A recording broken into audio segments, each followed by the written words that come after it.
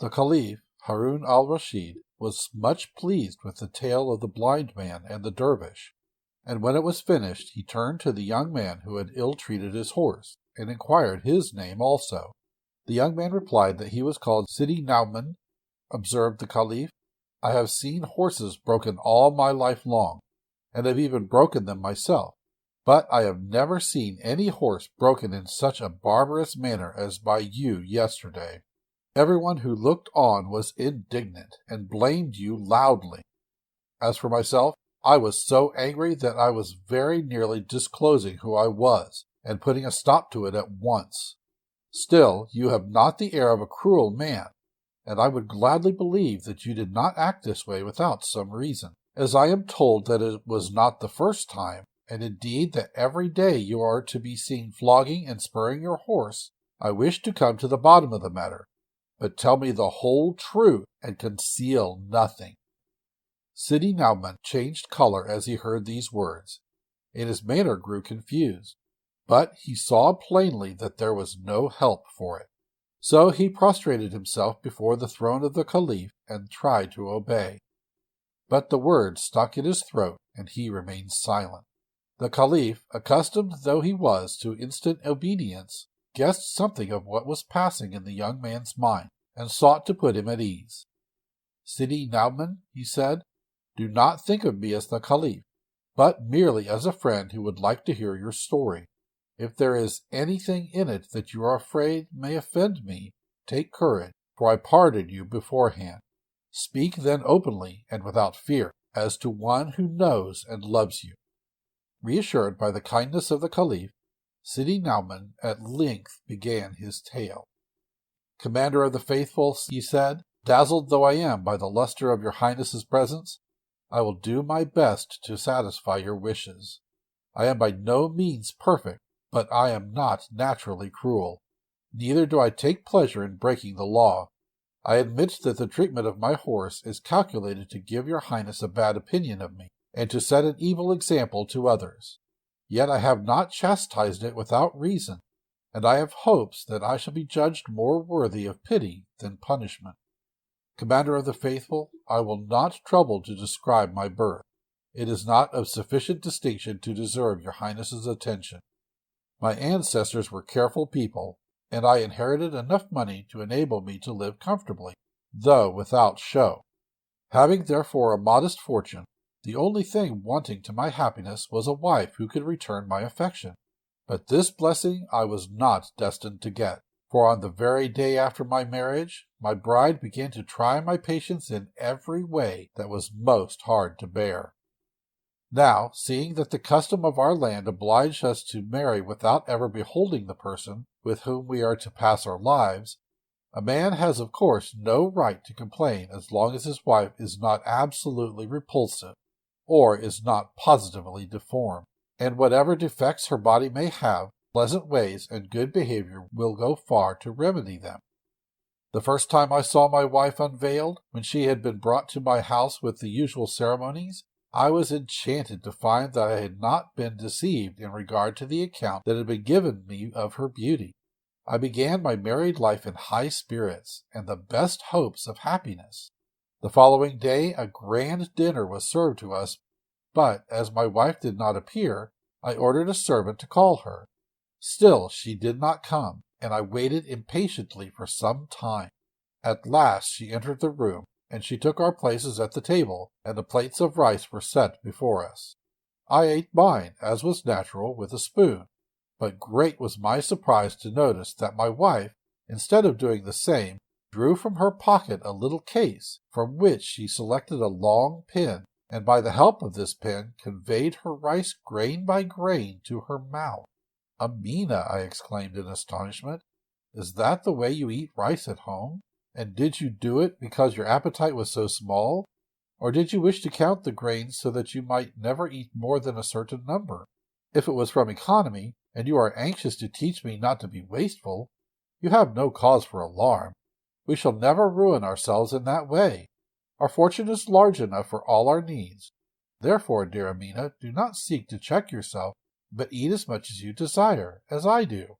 In reply to my affectionate words, I expected a cheerful answer, Yet Amina said nothing at all, but continued to pick her rice as before, only at longer and longer intervals. And instead of trying the other dishes, all she did was to put every now and then a crumb of bread into her mouth that would not have made a meal for a sparrow. I felt provoked by her obstinacy, but to excuse her to myself as far as I could, I suggested that perhaps she had never been used to eat in the company of men, and that her family might have taught her that she ought to behave prudently and discreetly in the presence of her husband. Likewise, that she might either have dined already, or intended to do so in her own apartments. So I took no further notice, and when I had finished left the room, secretly much vexed at her strange conduct. The same thing occurred at supper, and all through the next day, whenever we ate together. It was quite clear that no woman could live upon 2 or 3 breadcrumbs and a few grains of rice, and I determined to find out how and when she got food. I pretended not to pay attention to anything she did, in the hope that little by little she would get accustomed to me and become more friendly. But I soon saw that my expectations were quite vain. One night I was lying with my eyes closed, and, to all appearances, sound asleep, when Amina arose softly and dressed herself without making the slightest sound. I could not imagine what she was going to do, and as my curiosity was great, I made up my mind to follow her. When she was fully dressed, she stole quietly from the room. The instant she had let the curtain fall behind her, I flung a garment on my shoulders and a pair of slippers on my feet. Looking from a lattice which opened into the court, I saw her in the act of passing through the street door, which she carefully left open. It was bright moonlight, so I easily managed to keep her in sight till she entered a cemetery not far from the house.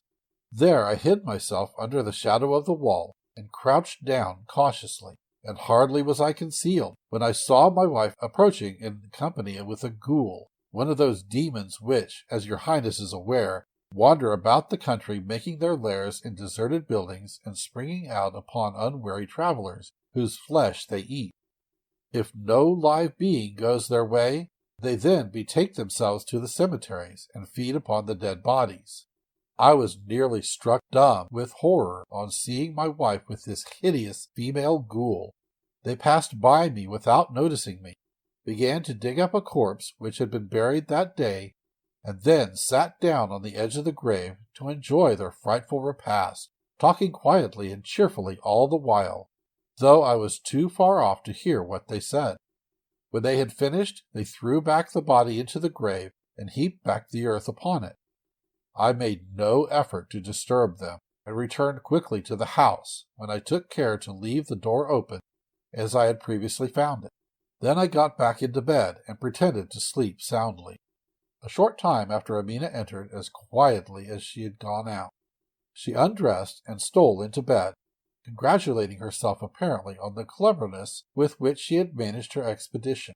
As may be guessed, after such a scene it was long before I could close my eyes, and at the first sound which called the faithful to prayer, I put on my clothes and went to the mosque.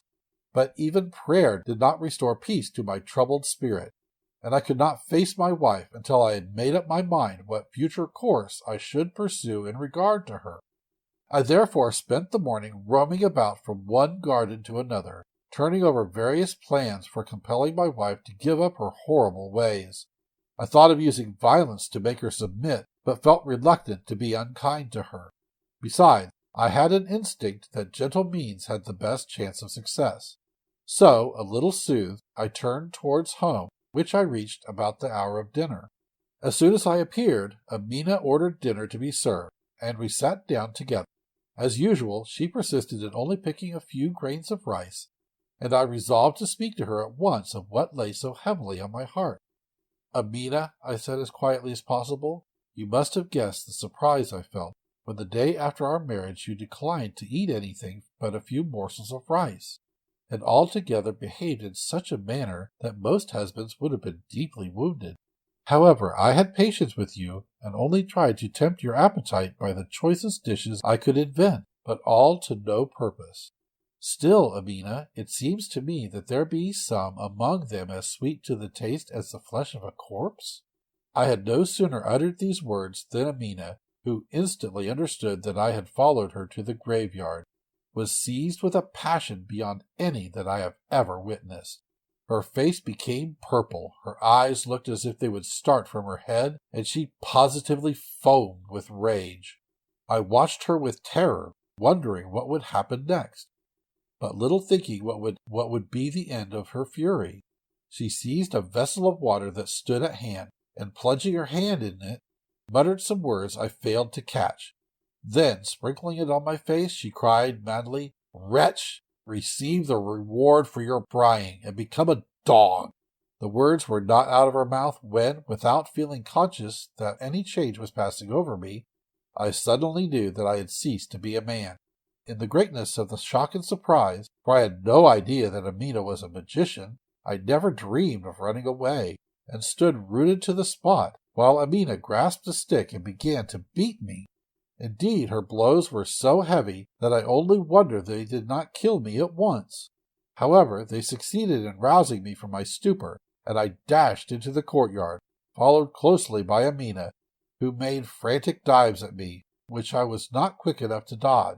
At last she got tired of pursuing me, or else a new trick entered into her head, which would give me speedy and painful death. She opened the gate leading into the street, intending to crush me as I passed through. Dog though I was, I saw through her design, and stung into presence of mind by the greatness of the danger, I timed my movements so well that I contrived to rush through, and only the tip of my tail received a squeeze as she banged the gate. I was safe, but my tail hurt me horribly, and I yelped and howled so loud all along the streets that the other dogs came and attacked me, which made matters no better.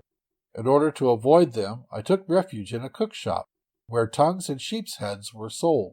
At first the owner showed me great kindness, and drove away the other dogs that were still at my heels, while I crept into the darkest corner.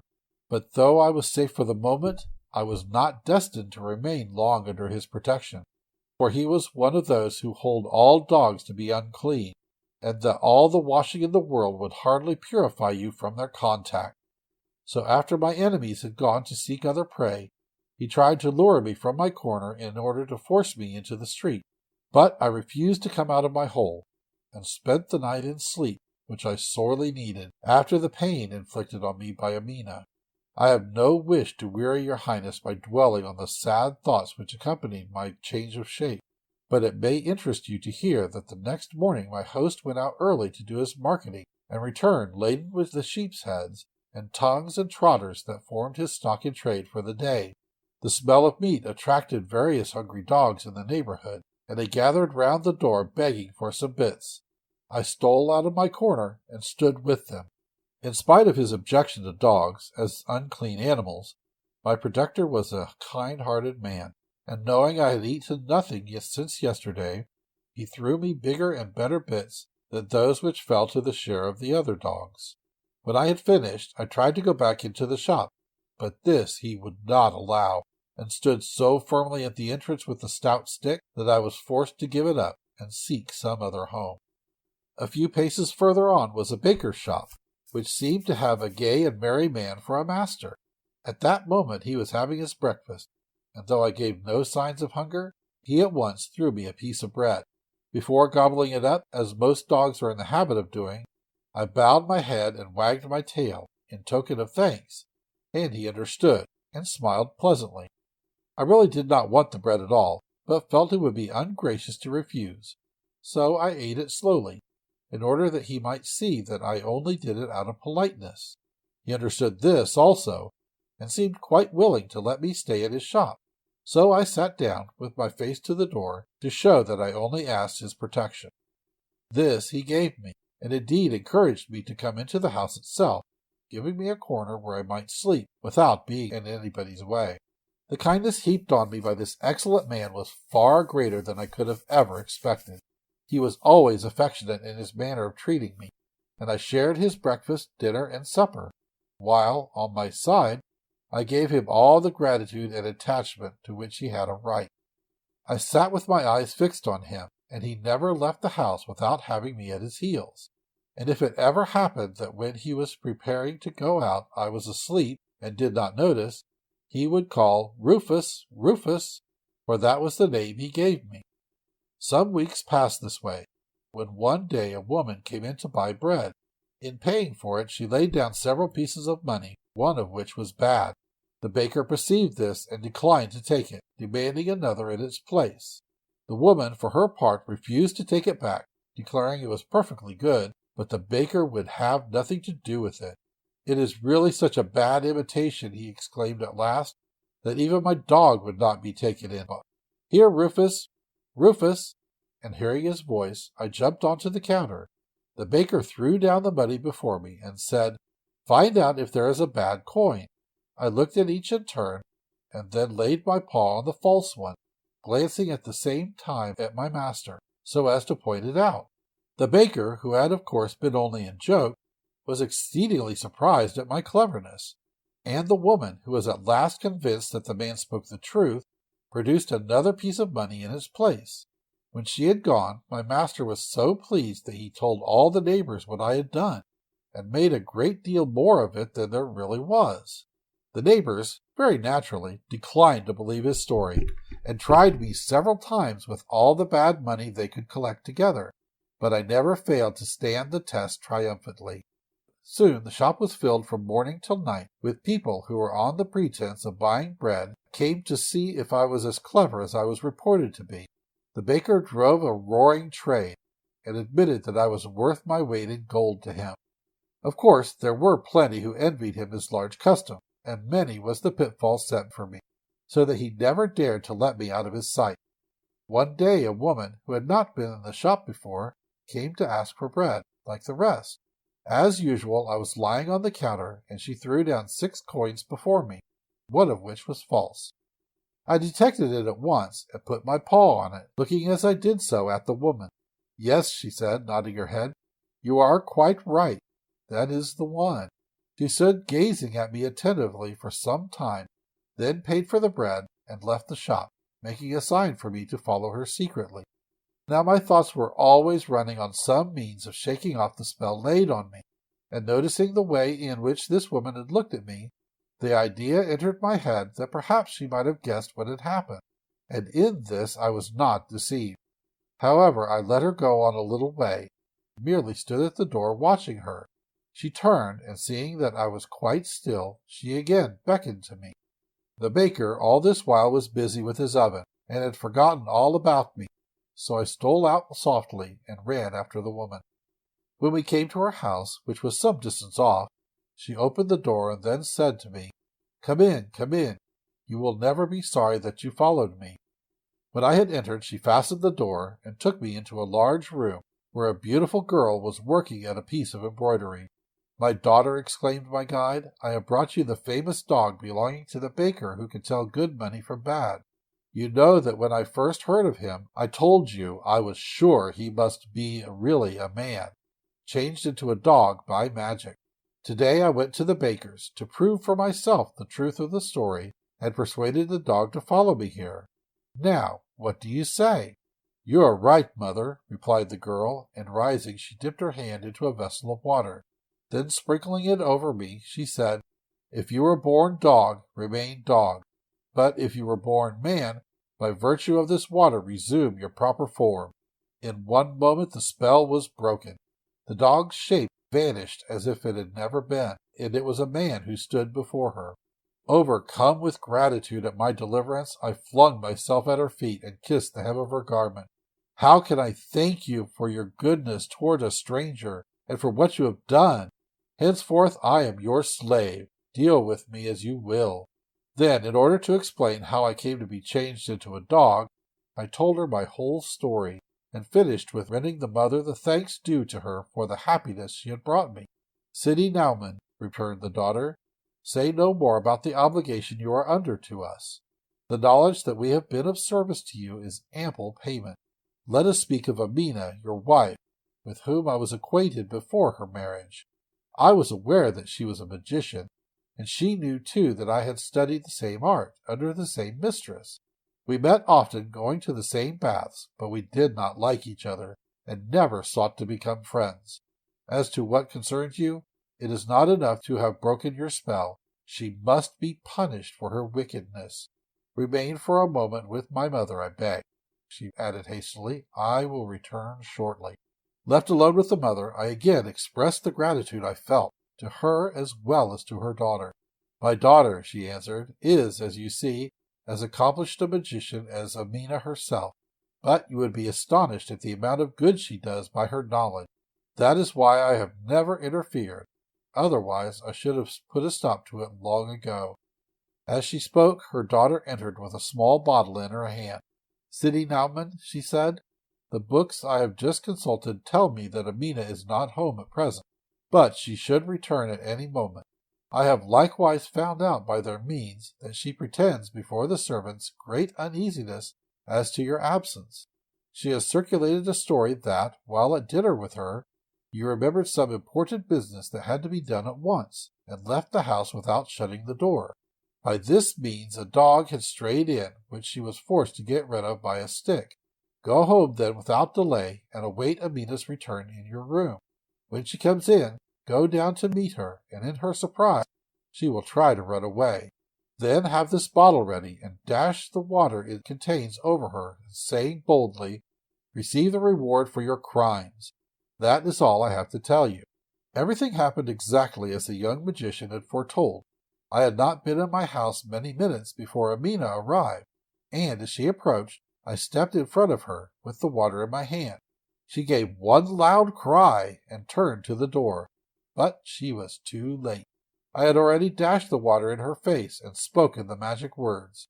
Amina disappeared, and in her place stood the horse you saw me beating yesterday. This, Commander of the Faithful, is my story, and may I venture to hope that, now you have heard the reason for my conduct, your Highness will not think this wicked woman too harshly treated." "Sidi Nauman," replied the Caliph, "your story is indeed a strange one, and there is no excuse to be offered for your wife. But without condemning your treatment of her, I wish you to reflect how she must suffer from being changed into an animal, and I hope you will let that punishment be enough. I do not order you to insist upon the young magician finding the means to restore your wife to her human shape, because I know that when once women such as she begin to work evil, they never leave off, and I should only bring down on your head a vengeance far worse than the one you have undergone already."